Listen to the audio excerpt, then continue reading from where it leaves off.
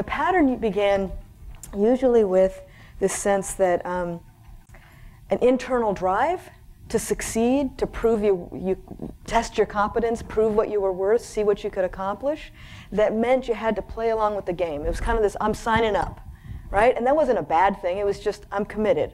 I'm going to do this, right?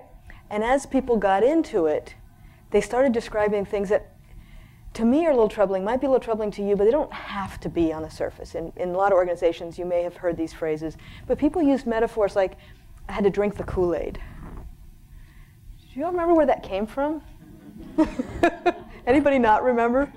I've been in some groups where people don't remember where Jim Jones, right? Drink the Kool-Aid. You're really committed. You're going to die with everybody, right? You're going to go down on the Titanic.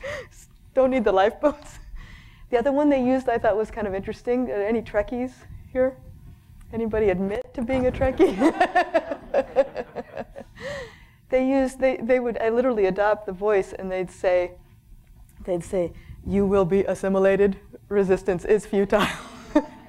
Right? So this idea of signing up, Julie used the phrase, I learned to play the part, kind of acting, right? And go along with it. But what people were surprised by was that that often led to unhealthy pressure. That there was pressure in the system, even people they admired, even leaders they loved, they still came up against pressure to do things that didn't feel right. Do things that were shortcuts. One CFO, and my business school classmates now, they're at a stage where they're kind of seeing the chinks in the armor and saying things like, I didn't realize I'd have to fight my own side. Right? Right?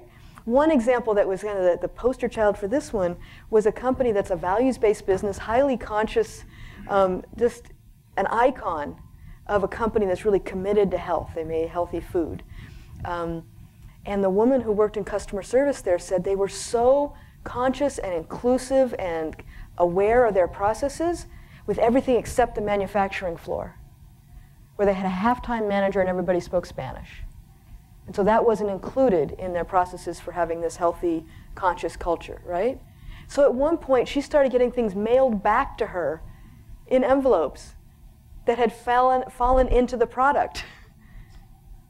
People were getting sick, and this is a company that was so, I mean, you love them for how mission-oriented. I can't tell you who they are, but you just don't want a company like that to do it. So people were surprised that there were chinks in the armor even in fantastic companies. People described to me feeling kind of the wounds of commitment because they loved the leaders that they worked for and they still felt themselves being pressed to do this. And then once they fell into the compromise, and like Julie, they didn't really realize it at the time. It wasn't like, oh, okay, now I'm going to sign a devil's bargain and here it is. Right? It was kind of like you're moving fast and we got to get the targets and, oh my God, look what we just did.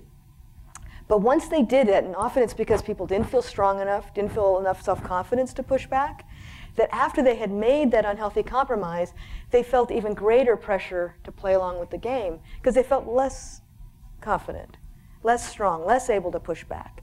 And there are all kinds of psychological reasons for this. There's an escalating commitment to getting the goal. Once you've compromised, you've really got to prove that the promotion was going to make it worthwhile. You get more susceptible to bullies once you've gone along with unhealthy compromise. I've identified 7 different things that happen when you compromise your values that make it more likely that you'll do another one.